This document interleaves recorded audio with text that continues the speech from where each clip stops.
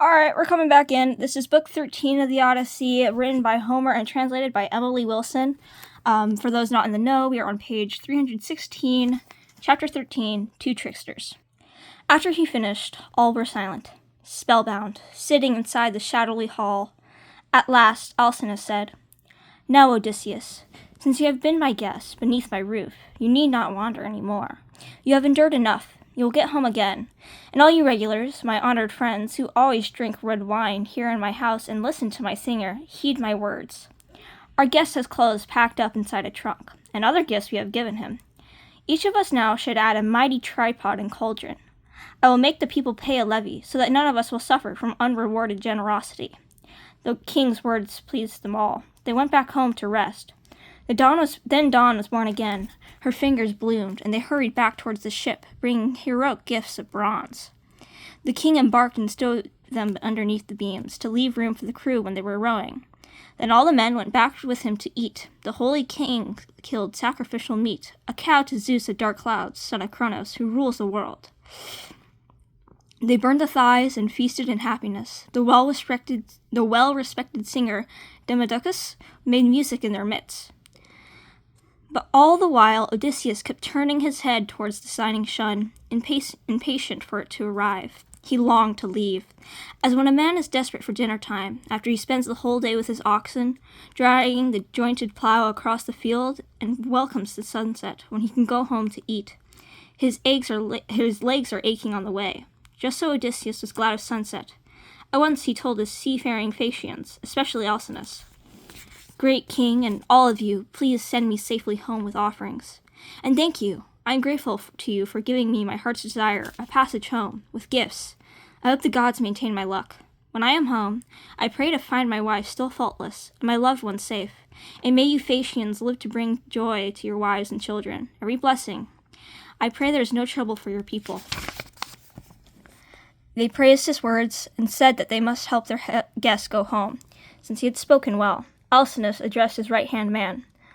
"Pontonous, now mix a bowl of wine, serve drinks to everybody in the hall, so we may pray to Zeus and help our guest back to his homeland." So the steward mixed a cheering bowl of wine and served them all in turn. Still in their seats, they poured libations to all the blessed gods that live in heaven. Godlike Odysseus stood up and put a double-handled cup into his hands of Arete. His words flew out to her. "Bless you forever, queen, until old age and death arrive for you, as for us all. I will leave now. Be happy in your home, and children, and your people, and your king." With that, the noble hero crossed the threshold. Alcinous sent out his reward with him to guide him to the swift shop on the store. Arete sent some slave girls, too. One brought a freshly laundered cloak and tunic. One carried the well-carved chest. The third brought bread and red wine. When they reached the ship, the guides took all the food and drink and packed it neatly inside the hold. They spread a sheet and blanket out on the stern deck of the hollow ship so he could sleep there soundly. Climbing on, he lay there quietly. The rowers sat down on the benches calmly and then loosed their cable from the mooring stone. They pulled, leaning back hard. The oar blades splashed the water. A sound sweet sleep fell on his eyes. Like death, he did not stir. As 4 fine stallions rushed at the whip and raced their chariot across the track, heads high, an easy canter, so was the ship's prow raised. The seething waves of sounding purple sea rushed around the stern. She sped straight ahead. The swiftest bird, a hawk, could never overtake. She sailed so fast and cleaved the waves. She bore a man whose mind was like the gods, who had endured many heartbreaking losses and the pain of war and shipwreck. Now he slept in peace, and he remembered nothing of his pain. But when the brightest star that carries news about the coming dawn rose up the sky, the sea-borne ship neared land. There is a harbor at Phorcys, ancient sea god in the district of Ithaca. On either side of it, there are sheer cliffs that jut across the bay. They shelter it and keep the big waves outside when storm winds blow. The ship remains in harbor without a tether, once they cross its bounds. At the bay's head, there grows a long-leafed olive, and near it is a beautiful dark sea cave, a holy place of sea nymphs, Nereids. Inside are bowls and amphorae of stone, and buzzing bees bring honey.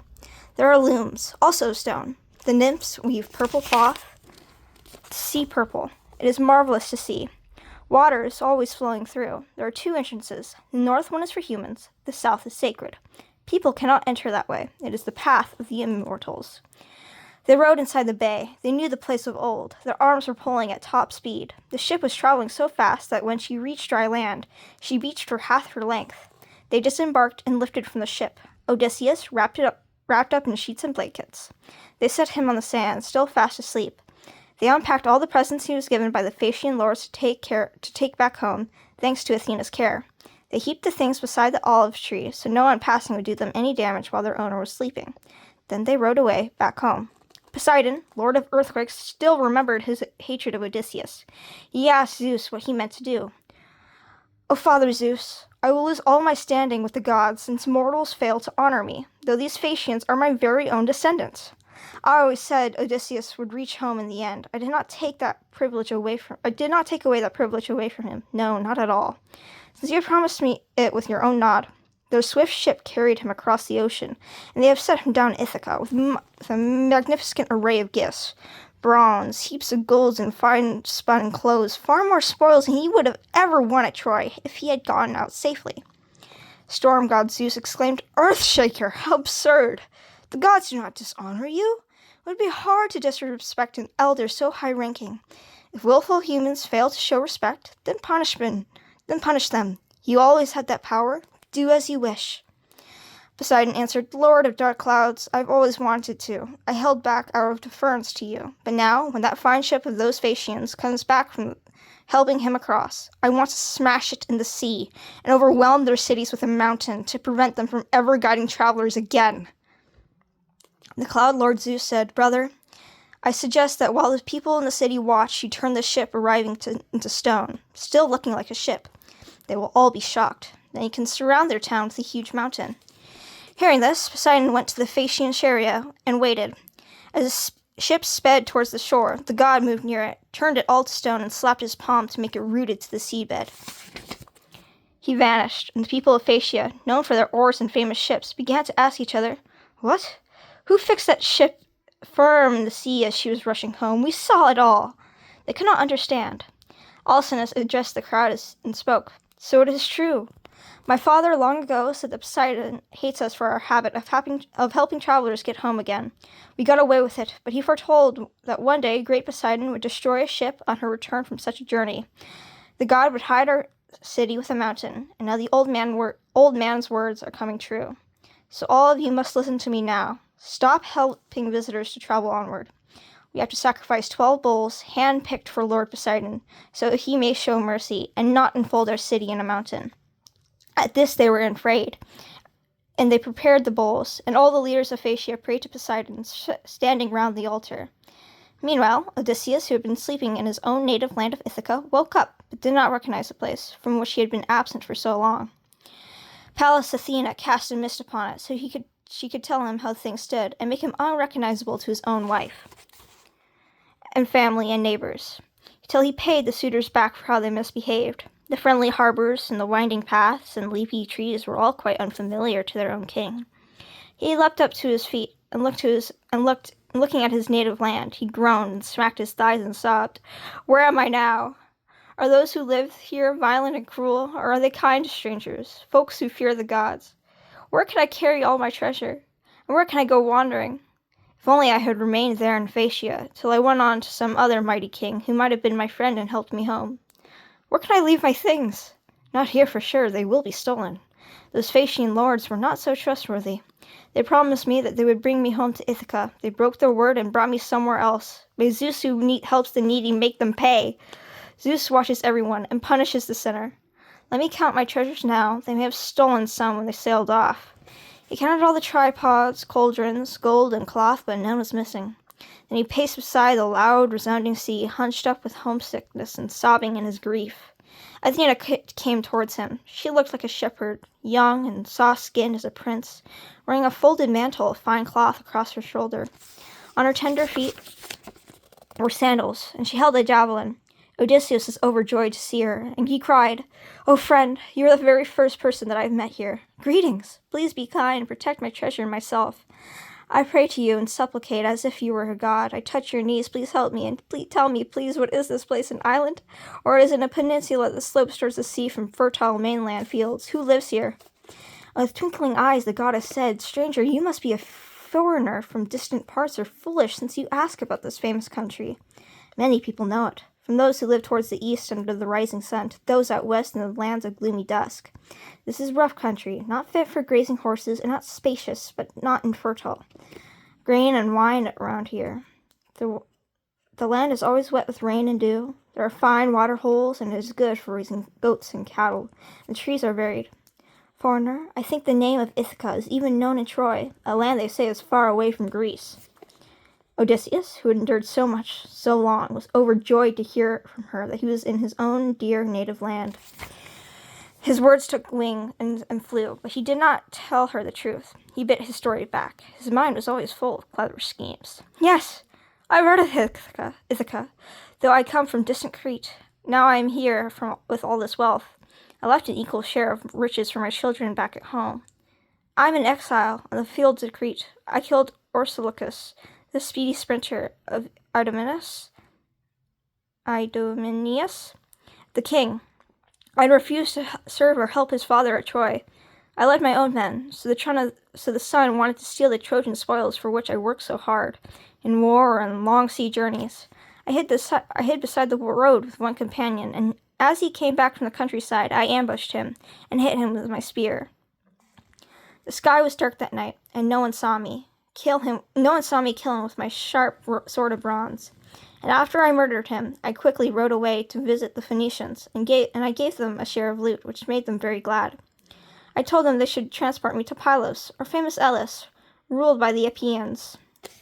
But storm winds drove them off away from there, against their will. They did not mean to trick me, so swept off course. We came here in the night. We rode at top speed into harbor, hungry, but none of us took any thought of dinner. We disembarked and all lay down right there. Sweet sleep enfolded me. I was exhausted. They took my treasure from the ship and set it beside me as I slept upon the sand. And then they sailed away to the well-built Sidon, and I was left here grieving. At his words, Athena smiled in his eyes. She took his hand and changed her body to a woman's, beautiful, tall, and skilled in all the arts. Her words were light as feathers. To outwit you in all your tricks, a person or a god would need to be an expert at deceit, you clever rascal. So duplicitous, so talented at lying. You love fiction and tricks so deeply you refuse to stop even in your own land. Yes, both of us are smart. No man can plan and talk like you, and I am known among the gods for insight and craftiness. You fail to recognize me. I am Athena, child of Zeus. I always stand near you and take care of you in all your hardships. I made sure that you were welcomed by the Phaeacians. I have come here now to weave a plan with you and hide the treasure which, thanks to me, they gave to take home. I will reveal the challenges you face at home. This is your fate, and you must bear it bravely, not telling any man or woman that you have finished wandering and come back. Suffer in silence. Bear their brutal treatment. Odysseus, still wary, answered, Goddess, even the smartest man may find it hard to recognize you. You disguise yourself so many ways. I do know that you helped me during the Trojan War so long ago.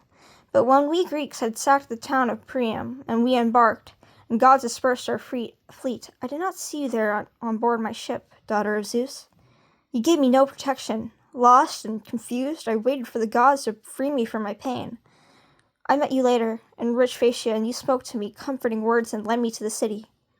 Please, by your father Zeus, I cannot think that this is Ithaca. I must be elsewhere. You want to fool me and make fun of me. Tell me the truth. Is this my own dear home? With glowing eyes, she said, You always have such keen intelligence, and that is why I cannot leave you when you need my help. You have such intuition and such focus. An ordinary man would rush straight home to see his wife and children when he reached his country. After such a journey, you decide to not even ask about them until you test your wife. She sits at home, passing each night in misery, each day in tears. For my part, I've never doubted. I felt sure in my heart you would get home after the loss of all your men, but I did not conflict with my father's brother, Poseidon, who resented you because you blinded his beloved son. Now I will show you Ithaca, so you believe. This is the Bay of Phorcys, ancient sea god. And at the head there is an olive tree with long leaves, and nearby the shady cave sacred to the nymphs called Nereids, to whom you sacrifice so many hundred cattle. And here is Neriton, the wooded mountain, With that, the god made the mist disperse. The land was visible. Odysseus, after so long a wait and so much pain, was filled with happiness at last. In joy, he kissed the fertile earth of his own country, then lifted his arms and prayed, "O nymphs, I never thought I would come back to you, daughters of Zeus. Accept my loving prayers, and I will give you gifts as in the past, if my commander, child of Zeus, is kind, and lets me live and raise my son." Athena looked straight into his eyes and said, Be brave. You need not worry. Let us hurry now to hide the treasure safely in the cave, and then we must make plans." The goddess went down in the murky cave and looked around for hiding spots. Odysseus brought in the presents the Phaeacians gave him, gold and tireless brawn and finely woven cloth. Athena set them all inside and fixed the door stone up, and then the two sat down against the sacred olive, and they planned how to destroy the suitors. Eyes aglow, Athena said, "Great king, Laertes' son, master of plots and plans, Odysseus, think how to strike the suitors. For 3 years they've been lording in your house and courting your godlike wife with gifts. She always longs for your returns and grieves. She leads them on with promises and messages to each, but her mind moves elsewhere." Odysseus cried, "Oh, I would have died like Agamemnon in my own house if you not explained exactly how things stand. So, goddess, now weave me a strategy to pay them back. Stand by me, give me courage and the drive to fight as when I broke the shifting crown of Troy. If you will join me with that zeal and help me, goddess queen, I could do battle against 300 men at once." Athena looked straight at him, clear-eyed. She said, "I will be with you, truly. I know I stand beside you as we begin our work. I do believe the suitors who devour your livelihood will spatter your broad floors of blood and brains. But now I will disguise you, so no human can recognize you. I will shrivel up the fine skin of your supple arms and legs, ruin your hair, and dress you up in rags, so everyone will shudder seeing you. And I will cloud your eyes to make you seem ugly to all the suitors, and your wife, and to the son you left at home. Now visit the swineherd who, though he is just a slave, adores your son and wise Penelope and is your friend. Go look for him among the sows who root beside the Coryx rock and near the spring of Ithaca, drinking black water, eating good nutritious acorns which fatten pigs. Stay there and sit with him and ask him everything. And I will go to Sparta, where the girls are beautiful, to fetch Telemachus, the boy you love. He went to Menelaus to find out if you are still alive." He asked her sharply, "But why did you not tell him? You must know everything. Did you want him suffering like me, lost out at sea, while others eat his whole inheritance?" With shining eyes, Athena answered, "Come now, do not worry about the boy. I guided him myself so that he might win glory by his journey. He is not suffering, he is away, sitting and banqueting with Menelaus. The suitors do indeed desire to kill him and wait in ambush for him in their ship, but they will not succeed. I think the earth will cover one or more of those who eat your property." Then with her wand, Athena tapped him. His handsome body withered up.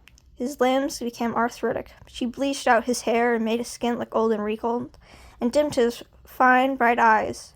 She turned his clothes into a tattered cloak and ragged tunic dirty with soot. She wrapped around his shoulders a massive leather deerskin, and she gave him a threadbare satchel and a walking stick. Their plans were set. They parted. She went off to Sparta to go fetch Telemachus.